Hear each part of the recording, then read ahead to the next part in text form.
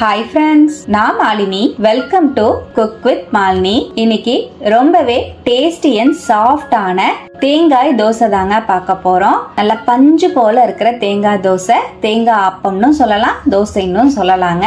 ரொம்பவே சாஃப்டா இருக்கும். அதுவும் துளி கூட எண்ணெய் சேர்க்காம இந்த சாஃப்டான தோசையை செய்ய போறோங்க.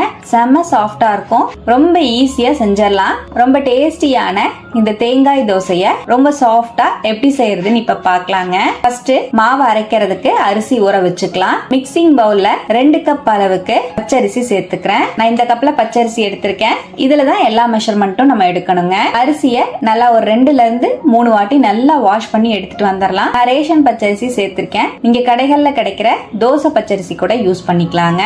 இதோடவே ஒரு 1/4 டீஸ்பூன் வெந்தயம் சேர்த்துக்கலாம். இது அப்படியே ஒரு 4ல இருந்து 5 மணி நேரம் ஊற வச்சுக்கலாங்க.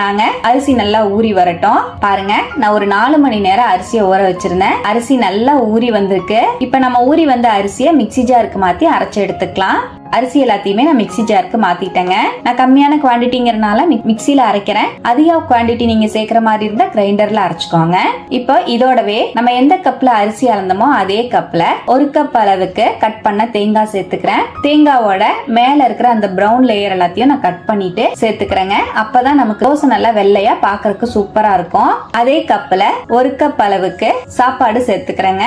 மீந்து போன சாதமா இருந்தா கூட ஆட் பண்ணிக்கலாம். தேவையான அளவுக்கு தண்ணி சேர்த்து நல்லா நைஸா அரைச்சுக்கலாங்க. நமக்கு மாவு வந்து தண்ணியா தான் இருக்கணும். அதனால நீங்க எந்த அளவுக்கு நைஸா அரைக்க முடியுமோ அந்த அளவுக்கு தண்ணி சேர்த்து நல்லா நைஸா அரைச்சுக்கோங்க. பாருங்க, மாவை நல்லா நைஸா அரைச்சு எடுத்துட்டு வந்துட்டேன். நல்லா ஸ்மூத்தா அரைச்சிருக்கேன். இப்ப நம்ம அரைச்ச மாவை பவுல்ல சேர்த்துக்கலாம். மிக்ஸி ஜார்ல ஒரு 1/4 கப் அளவு தண்ணி சேர்த்து அலசி ஊத்திக்கிறேன். இதோடவே 1 டீஸ்பூன் உப்பு, 1 டீஸ்பூன் சர்க்கரை சேர்த்துக்கலாங்க. சர்க்கரை வந்து ஆப்ஷனல் தான். நமக்கு தோசை சாப்பிடும் போது மைல்டான ஸ்வீட்னஸ்ல இருக்கும், அதுக்காக சேர்த்திருக்கேன். உங்களுக்கு வேண்டாம்னா ஸ்கிப் பண்ணிருங்க. நல்லா மிக்ஸ் பண்ணிக்கலாங்க. இப்ப உப்பு சர்க்கரை எல்லாமே சேர்த்து நல்லா மிக்ஸ் பண்ணிட்டேன். மாவோட கன்சிஸ்டன்சி பாருங்க, இந்த மாதிரி இருக்கணும். இப்ப அப்படியே மூடி வச்சிடலாம். நமக்கு ஒரு 8 மணி நேரம் நல்லா புளிச்சு வரட்டும் மாவு.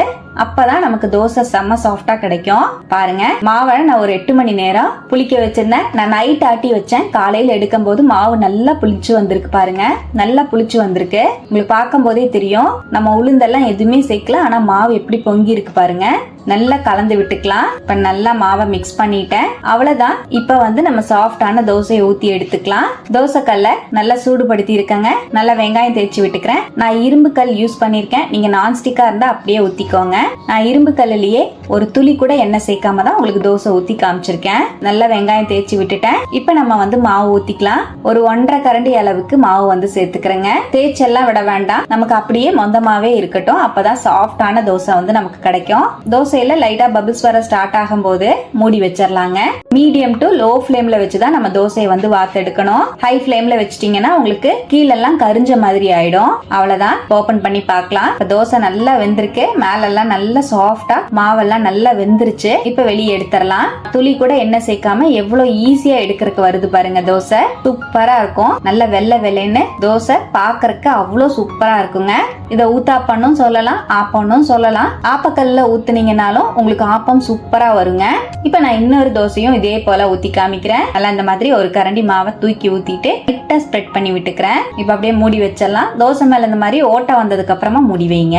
ஒரு 2ல இருந்து 3 செகண்ட்ல ஓபன் பண்ணி பார்க்கலாம். பாருங்க, இந்த தோசையும் சூப்பரா வந்திருக்கு. வெளியே எடுத்துடலாம். உங்களுக்கு பேக் சைட்ல பார்த்தாலே தெரியும். லைட்டா நமக்கு அந்த கோல்டன் பிரவுன் கலர்ல இருக்கு. ஆனா தோசை பாத்தீங்கன்னா நல்ல வெள்ளையா தான் இருக்குங்க. அவ்வளவுதான். நமக்கு சாஃப்ட் அண்ட் டேஸ்டியான கோகனட் தோசை சூப்பரா ரெடிங்க. டேஸ்ட் அல்டிமேட்டா இருக்கும். குருமாவோட, வெஜிடபிள் ஸ்டூவோட, தேங்காய் சட்னியோட, சாம்பார், கார சட்னி எல்லாத்தோடையும் வச்சு சாப்பிடலாம். நான்வெஜ் கிரேவிஸோடையும் வச்சு சாப்பிடலாம். அட்டகாசமான டேஸ்ட்ல இருக்கும். நல்ல வெள்ளை வெள்ளைன்னு சூப்பரான பஞ்சு போல தேங்காய் தோசை எவ்வளவு சாஃப்டா இருக்கு பாருங்க. பார்க்கவே எம்மியா இருக்கு. பின்னாடியும் திருப்பி காமிக்கிறேன். தோசை அவ்வளவு சாஃப்டா இருந்தது. நான் முழு மாவையுமே நான் வந்து ஊத்திட்டேன். நான் வந்து 4 பேருக்கு மாவு அரைச்சிருந்தேங்க. ஒரு நேரத்துக்கு சரியா இருக்கும். ஒரு தோசையில கூட நான் எண்ணெய் சேர்க்க கிடையாது. ஆனா பாருங்க எவ்வளவு ஷைனிங்கா நமக்கு தோசை செம்ம சாஃப்டாவும் பஞ்சு போல இருக்கு, வெள்ளை வெள்ளையா. உங்களுக்கு தோசையை பிச்சு காமிக்கிறேன் பாருங்க, மெத்து மெத்துன்னு செம்ம சாஃப்டான கோகோனட் தோசை, செம்ம டேஸ்டாவும் இருக்குங்க. கண்டிப்பா இது போல நீங்களும் கோகோனட் தோசையை இதே போல ட்ரை பண்ணி பாருங்க. ட்ரை பண்ணி பார்த்துட்டு எப்படி வந்ததுன்னு கமெண்ட்லயும் என் கூட ஷேர் பண்ணுங்க. நம்ம சேனலுக்கு இப்பதான் ஃபர்ஸ்ட் டைமா வந்திருக்கீங்கன்னா சப்ஸ்கிரைப் பண்ணுங்க, பக்கத்துல இருக்கிற பெல் ஐகானையும் பிரஸ் பண்ணுங்க, லைக் பண்ணுங்க, ஃப்ரெண்ட்ஸ் அண்ட் ஃபேமிலியோட ஷேர் பண்ண மறக்காதீங்க ஃப்ரெண்ட்ஸ். தேங்க்யூ.